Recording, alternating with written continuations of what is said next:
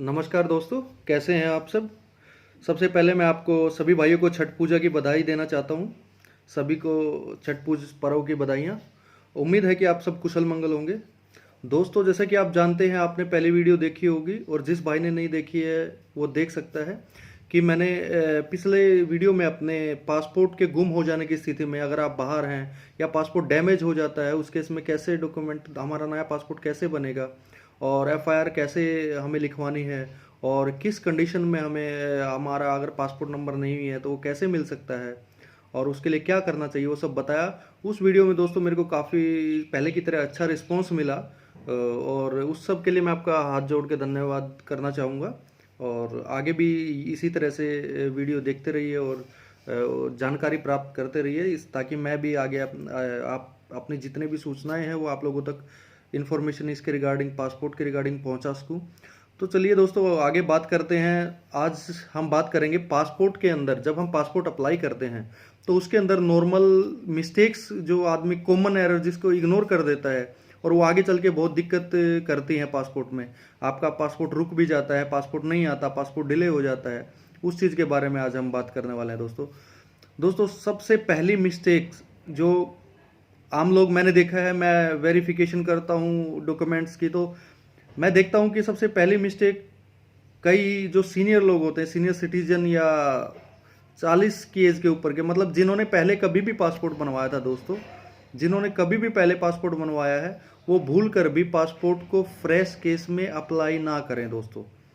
कुछ लोग क्या होते हैं, फ्रेश केस में अप्लाई करते हैं और जब ये पासपोर्ट ऑफिस में अप्लाई करने के बाद ग्रांटिंग ऑफिसर के पास आपकी फाइल जाती है तो वो डाटा आपका दिख जाता है और पासपोर्ट रुक के आपसे क्लैरिफिकेशन मांगी जाती है और पेनल्टी भी आप पे कई केसों में लगा दी जाती है। उस पे केस में पासपोर्ट डिले तो होता ही है, साथ में हरेसमेंट भी बढ़ जाती है दोस्तों। तो इस चीज़ को कोशिश करिए कि ये चीज़ आप अवॉइड करें कि फ्रेश पासपोर्ट, जीवन में कभी भी आपने अगर अपना पासपोर्ट बनवाया है तो कभी भी दोबारा पासपोर्ट बनवाते समय उसकी, चाहे जो भी रीजन हो या उसकी वैलिडिटी खत्म होगी हो, चाहे 20 साल पहले, 30 साल, 50 साल पहले, हमेशा री इशू केस में अप्लाई करें और पुराने पासपोर्ट का डाटा जरूर डालें। अगर आपका पासपोर्ट गुम हो गया तो एफआईआर कराएं और अगर नहीं पता है उसका नंबर तो उस पासपोर्ट नंबर में नोट नोन या आप रीजनल पासपोर्ट ऑफिस से जाके आप पता कर सकते हैं अपना डाटा को देके।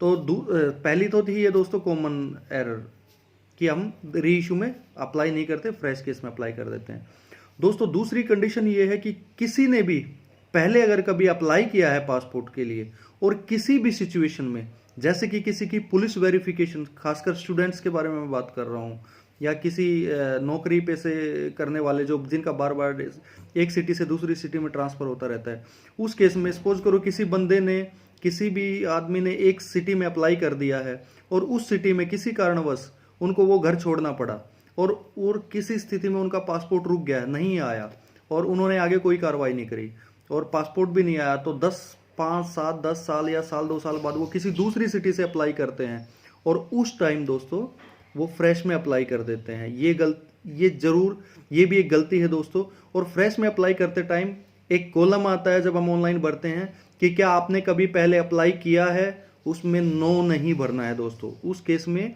यस भरना है कि हाँ हमने पहले अप्लाई किया है और उसका फाइल नंबर डालना है हमें और डेट डालनी है कि हाँ हमने इस रीजनल पासपोर्ट ऑफिस में इस डेट में लगभग, अगर आपको डेट एग्जैक्ट याद नहीं है तो आप उसको अप्रोक्सीमेट, अबाउट, लगभग आसपास की डेट डाल सकते हैं और ये फाइल नंबर उसका डालना पड़ेगा आपको, ताकि इस केस में क्या है कि आपकी इंटेंशन जो है कि वो साबित हो जाए कि आपकी कोई ऐसी इच्छा नहीं थी कि आपने जानबूझ के वो चीज़ छुपाई है। Suppression of facts.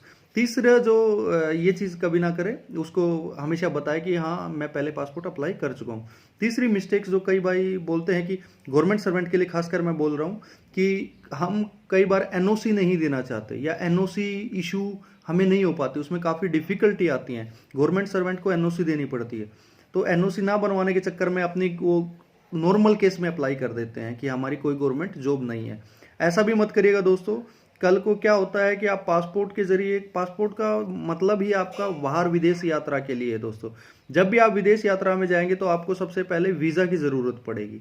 वीज़ा की ज़रूरत पड़ेगी तो दोस्तों वीज़ा में जब आप वीज़ा ग्रांटिंग के लिए जाएंगे वहाँ अपना ऑक्यूपेशन आपको लिखना ही पड़ेगा कि आप क्या कार्य करते हैं और जब लिखना पड़ेगा तो उनके पास पासपोर्ट में जो आपने डॉक्यूमेंट लगाए थे उनके पास सब डिटेल्स रहती हैं। उस केस में अगर आपकी एनओसी नहीं, एक केस मेरे पास ऐसा ही आया था दोस्तों, और उसके बारे में नाम तो मैं जिक्र नहीं करना चाहूँगा यहाँ, और ठीक भी नहीं है, लेकिन उनका भी सेम मिस्टेक जो मैं बता रहा हूँ कि उन्होंने एनओसी अपना सप्रेशन ऑफ फैक्ट्स किया था, तथ्यों को छुपाया था पासपोर्ट ऑफिस से कि अपने एनओसी नहीं दी थी और बिना एनओसी के ही पासपोर्ट इश्यूड हो गया था।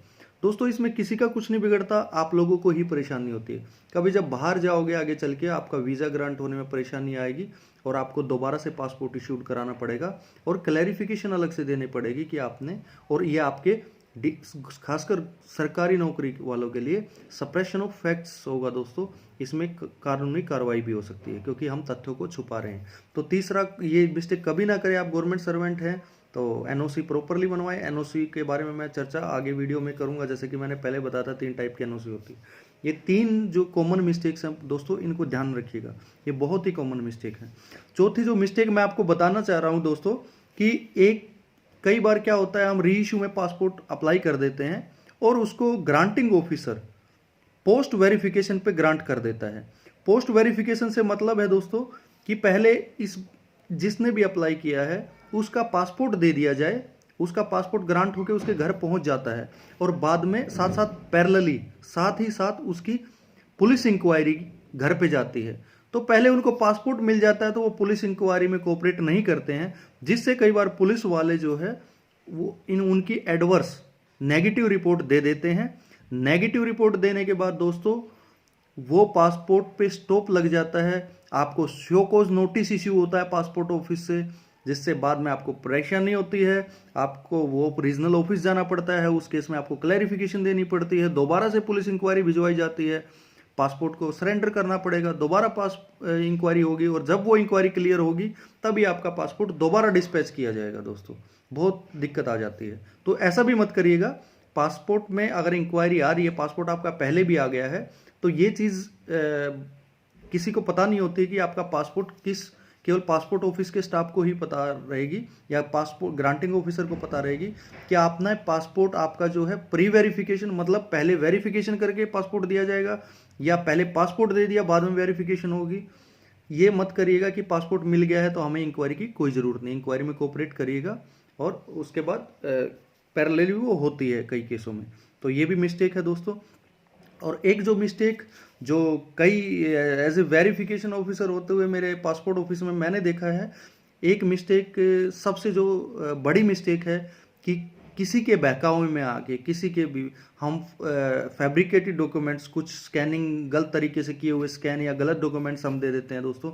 मैं आपको बता देता हूं, पासपोर्ट ऑफिस को अगर हल्का सा भी डाउट होता है तो वो आपके डॉक्यूमेंट्स को वेरिफिकेशन के लिए ज़रूर भेजेगा दोस्तों कंसर्न इशूइंग अथॉरिटी से।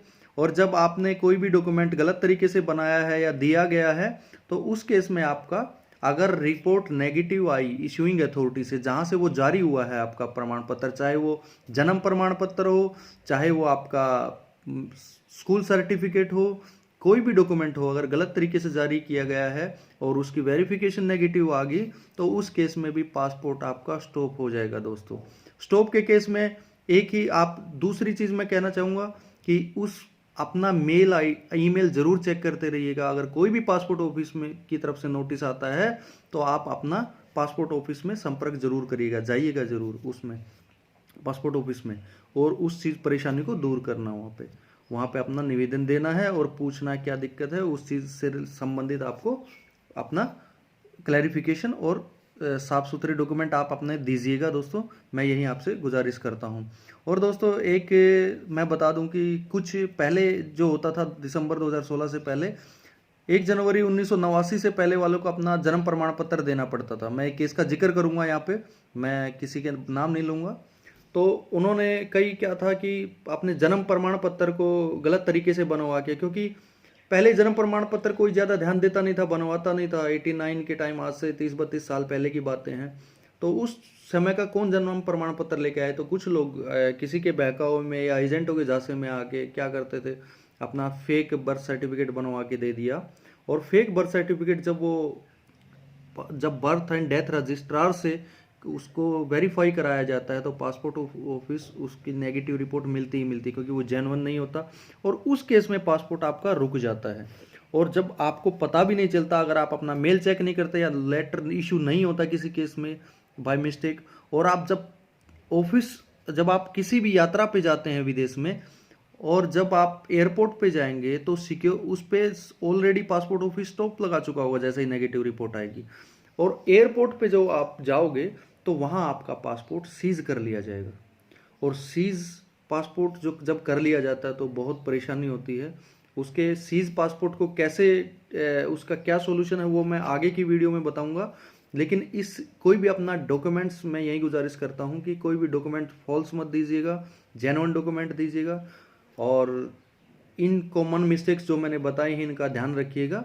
उम्मीद है कि आपको ये मेरी इन्फॉर्मेशन पसंद आएगी, और अगर आपको इसमें से कुछ भी यूज़फुल लगा हो तो दोस्तों आपके अपने चैनल पासपोर्ट गुरु दीपक शर्मा को जरूर लाइक, शेयर और सब्सक्राइब करिएगा, और ज़्यादा से ज़्यादा कमेंट करिएगा। कुछ पिछली वीडियो के रिगार्डिंग मेरे को 2-4 कमेंट मिले हैं जिसमें क्वेश्चन पूछे गए, उनका मैंने जवाब भी दिया दोस्तों, और उम्मीद है कि आगे भी ऐसा ही रिस्पॉन्स मिलता रहेगा। नमस्कार।